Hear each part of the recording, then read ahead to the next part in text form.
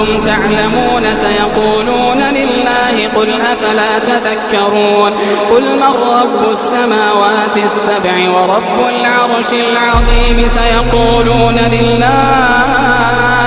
قل أفلا تتقون قل من بيده ملكوت كل شيء وهو يجير ولا يجار عليه إن كنتم تعلمون سيقولون لله قل فأنى تسحرون بل أتيناهم بالحق وإنهم لكاذبون ما اتخذ الله من ولد وما كان معه من إله إذا لذهب كل إله بما خلق ولعلى بعضهم على بعض سبحان الله عما يصفون عالم الغيب والشهادة